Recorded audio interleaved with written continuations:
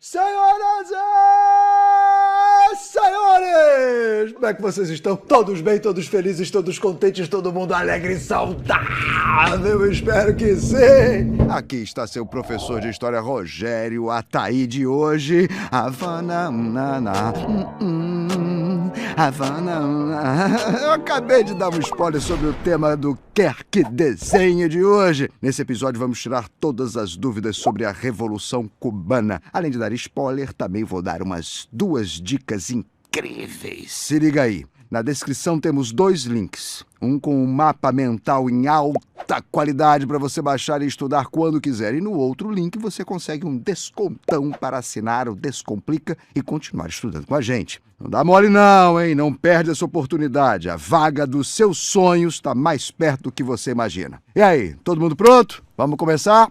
Para chegar à Revolução Cubana, a gente precisa começar pela independência de Cuba. Tudo começou numa ilhazinha chamada Ilha de Cuba, que era uma colônia espanhola. Só que ela foi a última colônia da Espanha a se tornar independente no fim do século XIX. E essa independência foi fruto da Guerra Hispano-Americana em 1898, uma guerra forjada pelos Estados Unidos que acusou a colônia espanhola de ter afundado um de seus navios com uma mina aquática. Veja só. Por causa da superioridade bélica dos Estados Unidos, já naquela época a coroa espanhola perdeu a guerra e com isso também perdeu as ilhas do Havaí. Os Estados Unidos aproveitaram para declarar a independência da ilha de Cuba. Logo depois, os Estados Unidos ocuparam militarmente a ilha e conseguiram aprovar a chamada Emenda Platt, em 1903, bem como a concessão do território de Guantánamo. Esta Emenda Platt concedia o direito dos Estados Unidos intervirem militarmente na ilha de Cuba todas as vezes que considerassem que seus interesses econômicos estavam sendo afetados. Além disso, restringia as relações comerciais de Cuba com os outros países. E veja só, essa Emenda Platt era a emenda à Constituição de Cuba, hein? Ao mesmo tempo, as melhores terras da ilha de Cuba foram reservadas para as empresas norte-americanas desenvolverem seu agronegócio. Esse fato foi um forte abalo na soberania de Cuba, levando seus cidadãos à miséria e impedindo o desenvolvimento do país recém-independente. Assim começam os primeiros movimentos revolucionários de Cuba após a independência, e eles, claro, são movimentos de cunho nacionalista. Estes movimentos desejavam alcançar o poder tendo um presidente que defendesse os interesses cubanos, e não apenas um governante alinhado aos interesses dos Estados Unidos. Temendo que os nacionalistas chegassem ao poder em 10 de março de 1952, o então presidente Fulgêncio Batista deflagra o golpe e implementa a ditadura em Cuba. Só que os militantes não deixaram isso barato, não. No ano seguinte, em 26 de julho de 1953, Fidel Castro e seus homens promoveram um assalto ao quartel de La Moncada, com o objetivo de roubar armas e fortalecer o movimento armado que tentaria derrubar a ditadura Fulgêncio Batista. O assalto foi um grande fracasso. Muitos revolucionários foram mortos e outros presos e até torturados. Fidel, apesar de ter conseguido escapar, foi preso, julgado e condenado no dia seguinte, sendo enviado ao exílio no México. O julgamento de Fidel é considerado seu primeiro discurso, porque, como ele era advogado, ele fez sua própria defesa. Seu discurso foi intitulado de A História Me Absolverá. Com a libertação de Fidel e seu envio para o exílio, ele fundou posteriormente o movimento chamado 26 de Julho, em alusão ao assalto ao quartel de La Moncada. No México, Fidel organiza o movimento guerrilheiro e também conhece através de seu irmão Raul Castro, Ernesto Che Guevara. Juntos, Fidel e Guevara elaboraram um plano para tomar Sierra Maestra. Em 1956, a bordo do barco Gramna, Fidel Castro, Che Guevara e Raul Castro, além de outros revolucionários, retornaram à ilha de Cuba para iniciar o movimento guerrilheiro e derrubar o governo do ditador Fulgêncio Batista. Poucos anos depois, em 1959, Fidel Castro, junto com Che Guevara, desembarcam em Cuba sob forte confronto com o exército de Fulgêncio Batista. Os irmãos Castro e Che vão para Sierra Maestra. De Sierra Maestra, os guerrilheiros iniciam uma série de ataques aos modos da guerrilha com o intuito de enfraquecer o governo. Inclusive, também promoviam sequestros de personalidades, como foi o caso do piloto de Fórmula 1, Juan Manuel Fangio, com o objetivo de chamar a atenção da opinião pública. O movimento agrupado em Sierra Maestra ganha adesão dos camponeses, já que Cuba era cedida a grandes latifundiários. Em 1º de janeiro de 1959, então, ocorreu a tomada de Havana. Fulgêncio Batista foge e é consagrado à Revolução Nacionalista. Daí é formado um governo que tem por prioridade atender às necessidades e aos interesses do povo cubano. Em 1961, Fidel Castro se tornou primeiro-ministro e promoveu grandes reformas: a nacionalização da economia, a alfabetização toda da ilha, a reforma agrária e a nacionalização dos bancos. Ainda em 1961, na Conferência dos Estados Americanos, em Punta del Este, o governo dos Estados Unidos expulsa a delegação cubana da conferência. Com isso, houve uma aproximação com um bloco liderado pela União Soviética. Ao passo que Cuba e a União Soviética se aproximavam, o governo Kennedy dos Estados Unidos resolve contra-atacar, patrocinando contra-revolucionários cubanos treinados e fortemente armados pela CIA, com o objetivo de derrubar o governo de Fidel. A tentativa de derrubada do governo de Fidel Castro aconteceu na invasão da Baía dos Porcos. Esta é a primeira grande derrota dos Estados Unidos. Com isso, para que houvesse fortalecimento e proteção de Cuba, Fidel Castro declarou que, a partir daquela data, Cuba era um país comunista. Além disso, fundou o Partido Comunista em Cuba e ingressou em seguida no Bloco Socialista. Com o ingresso de Cuba no Bloco Socialista para escapar do bloqueio econômico dos Estados Unidos, um dos acordos assinados entre Fidel Castro e Nikita Khrushchev, o primeiro-ministro da União Soviética, foi o de instalar mísseis nucleares na ilha de Cuba, mísseis estes que pertenciam à União Soviética. A União Soviética começou, portanto, a instalação dos mísseis na ilha e, quando o Serviço Secreto americano descobriu, se iniciou um movimento de maior tensão em toda a Guerra Fria, quase levando o mundo a uma guerra nuclear. E por quê? Veja só, os Estados Unidos fizeram um bloqueio naval a Cuba em outubro de 1962. Esse fato conduziu os governos a uma tensão de quase dispararem um contra o outro seus mísseis nucleares, ainda mais levando em consideração a proximidade de Cuba com os Estados Unidos. Acontece que a União Soviética argumentou que a instalação dos mísseis na ilha de Cuba veio em retaliação à instauração de uma base de mísseis nucleares da OTAN na Turquia. Após 13 dias de intenso conflito, os governos dos Estados Unidos e da União Soviética entraram em um acordo. Os soviéticos retirariam os mísseis de Cuba e, em contrapartida, os norte-americanos respeitariam o governo de Fidel, de modo que não tentariam mais invadir Cuba, retirando seus mísseis nucleares da Turquia. É aí que esse período ficou conhecido como Crise dos Mísseis. Inclusive, muito importante quando a gente estuda o período de Guerra Fria, tá? Oi gente, tudo bem? Essa aula é sobre Revolução Cubana. O objetivo é que a gente entenda melhor esse processo que transformou Cuba em um país socialista. Vocês vão ver que tem uma série de elementos particulares que tornam essa Revolução Socialista nas Américas um dos eventos mais importantes da história do século XX. Vamos falar primeiro, para começar, um pouco do histórico desse país, Cuba, falando também da sua localização geográfica, né? Que é muito peculiar, vale dar uma olhada no mapa. Essa área aqui, em verdinho, né, representaria o território dos Estados Unidos. Cuba é uma ilha na América Central, bem pertinho dos Estados Unidos, assim, num litoral bastante próximo, e isso vai fazer toda a diferença para o que a gente vai discutir hoje. Tá? Inicialmente, Cuba foi uma colônia da Espanha, por isso falam espanhol, e teve um processo de independência com alta participação dos Estados Unidos, aí a questão da proximidade, né? Quando Cuba se tornou independente, a primeira Constituição cubana, ela incluía a chamada Emenda Platt, que dava direito aos Estados Unidos a fazerem alterações na política cubana. Olha só que coisa, né? Mesmo sendo um país independente, não estando mais ligado à sua metrópole original, que era a Espanha, tinha uma grande influência de um país próximo, que estava se consolidando como uma potência mundial, que era os Estados Unidos. Isso quer dizer também que Cuba foi alvo, portanto, do imperialismo dos Estados Unidos desde o início, né? A gente chama de imperialismo esse processo, por meio do qual alguma potência projeta o seu poder econômico ou político em outra área. No caso, isso aconteceu direto desde o início da vida cubana, desde o início da vida independente, né, do país, sendo um país independente. A presença de empresários norte-americanos no país também era muito grande, com empresas de frutas, e do ramo de alimentos, fazendo com que a economia cubana também fosse, em certo sentido, controlado por empresários dos Estados Unidos.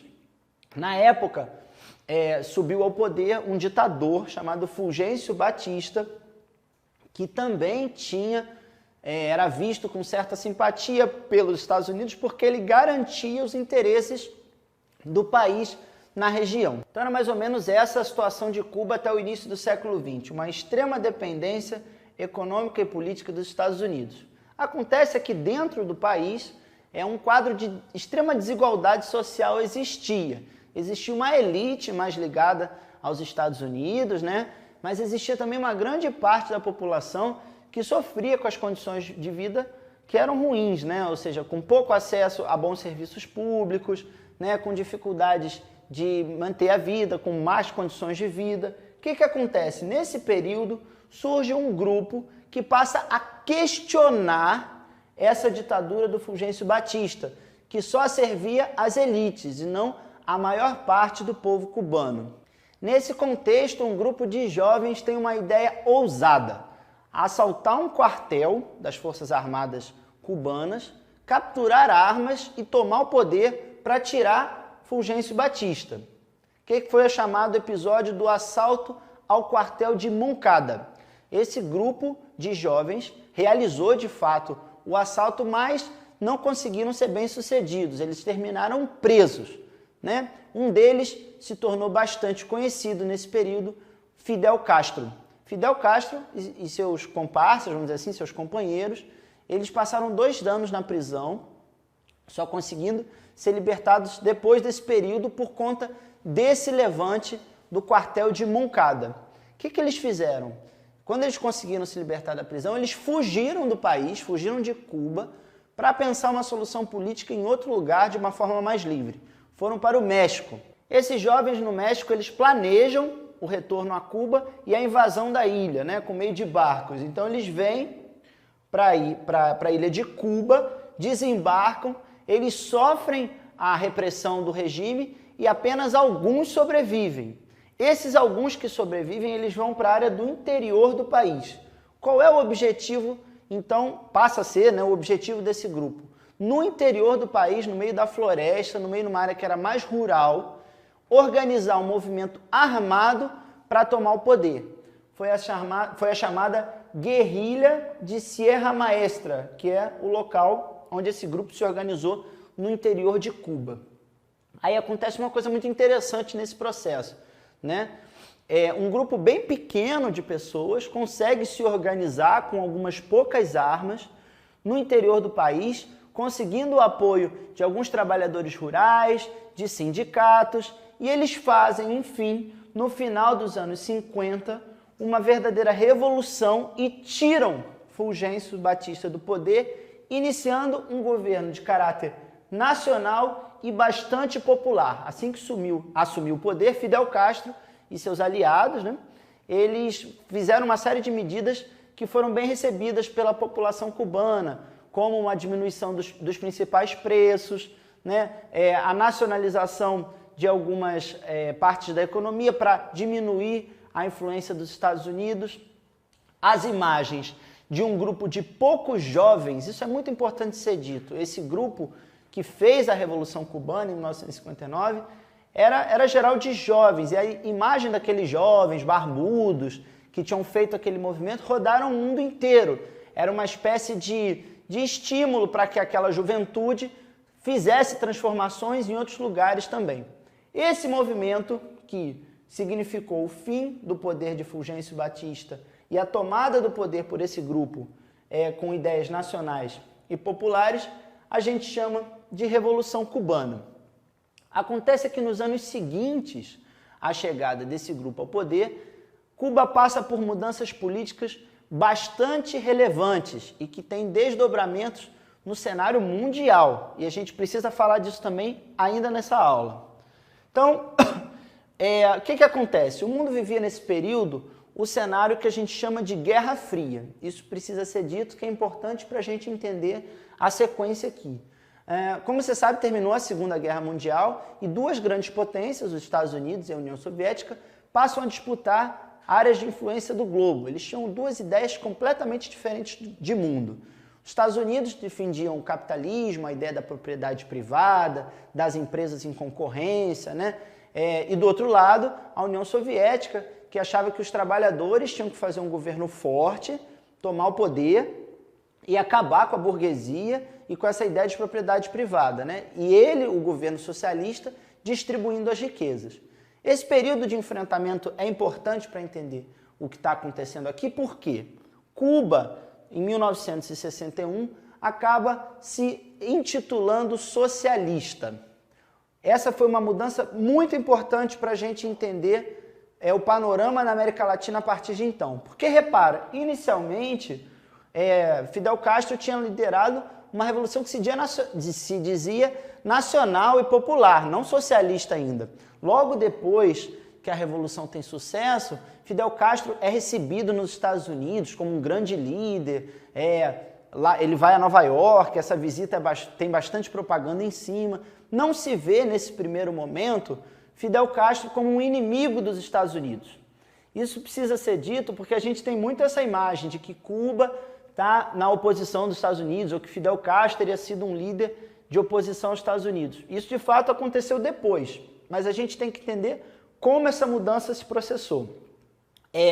Fidel Castro fez esse anúncio porque estava enfrentando dentro do seu país resistências, né, de empresários e de pessoas da elite ligadas aos Estados Unidos que estavam sendo contrários a seu governo. Então, Fidel Castro começa a se afastar e, no início dos anos 60, já num cenário de Guerra Fria, obviamente já de olho numa aliança com a potência do bloco comunista, a União Soviética, declara o país socialista.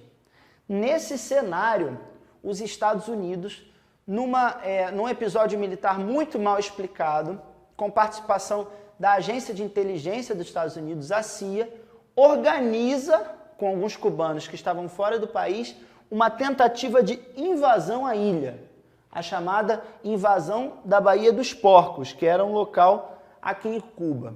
Esse episódio de extrema violência, porque representava uma intervenção aguda na política do país, né, acabou sendo mal sucedido. Eles não conseguiram, com esse grupo de cubanos que estavam no exterior, eles não conseguiram invadir Cuba e o exército de Fidel Castro derrota os invasores. Nesse momento, a guinada ela se consolida. Fidel Castro fecha de vez com a União Soviética, vai direto para o lado da União Soviética e passa a denunciar de forma mais agressiva do que já fazia antes o imperialismo dos Estados Unidos. Para a gente dar sequência e entender como é que essa divisão se aprofundou, a gente precisa falar de um evento que aconteceu no ano seguinte, repara como é bem próximo, que foi a chamada crise dos mísseis. O presidente dos Estados Unidos descobriu algumas fotos de satélite que mostravam que havia mísseis da União Soviética na ilha de Cuba. Agora imagina, período da Guerra Fria, a ameaça de destruição do planeta com as bombas nucleares, um presidente americano descobre que pertinho do seu território tem mísseis soviéticos. Gravíssimo, né? O presidente dos Estados Unidos, John Kennedy, também achou. Ele ordenou que a Marinha Americana fizesse um bloqueio naval da ilha de Cuba, ou seja, ninguém entra e ninguém sai, ameaçando que, se aquela situação não fosse resolvida, se aqueles mísseis não saíssem de lá, uma guerra poderia acontecer. Foi um dos períodos mais assustadores da Guerra Fria, porque, de fato, um enfrentamento entre União Soviética e Estados Unidos estava prestes a acontecer. No final, um acordo foi feito com a União Soviética, os mísseis foram retirados, mas esse momento marcou um afastamento total de Cuba dos Estados Unidos. Por quê? Foi aprovado, em virtude dessa situação toda, um embargo, uma proibição de comércio dos países dos Estados Unidos e de seus aliados com a ilha cubana.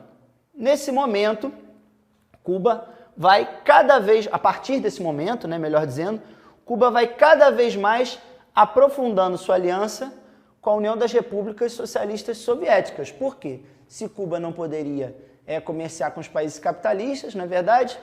E realmente, gente, enquanto a União Soviética existiu, houve uma aliança de muita proximidade entre Cuba e União Soviética, o que garantiu, durante essa existência, uma situação razoável para Cuba. Cuba basicamente produzia frutas, cana-de-açúcar, não tinha um parque industrial muito grande, então a aliança com a União Soviética era bastante importante. Qual foi o problema? A partir dos anos 70 e 80, a União Soviética ela entra em crise. Então, essa possibilidade de oferecer ajuda a Cuba, ela fica limitada. e é a partir desse momento que Cuba vai progressivamente enfrentando maiores dificuldades econômicas e sociais até chegar mais ou menos no quadro que se encontra hoje. Tanto que se você tem a oportunidade de visitar Cuba, as pessoas sempre comentam, eu nunca fui, mas as pessoas sempre comentam que lá os carros ainda são antigos, porque lembram, na verdade, são os mesmos carros da época da aliança com os soviéticos, né? Para encerrar, eu gostaria de ressaltar uma coisa que é muito importante a respeito da Revolução Cubana. Em plena Guerra Fria, no momento mais delicado, no auge da Guerra Fria, surgiu um país socialista nas Américas. Então, quando isso aconteceu, isso fez com que os Estados Unidos investissem cada vez mais pesado na política na América Latina, inclusive por meio de ditaduras militares, para evitar que outras Cubas surgissem em toda a América Latina. Então, além da importância que o processo da Revolução Cubana teve para dentro daquele país, ele teve também para a história de todo o continente americano nesse momento da história do século XX. Espero que eu tenha ajudado vocês nas suas reflexões e até uma próxima.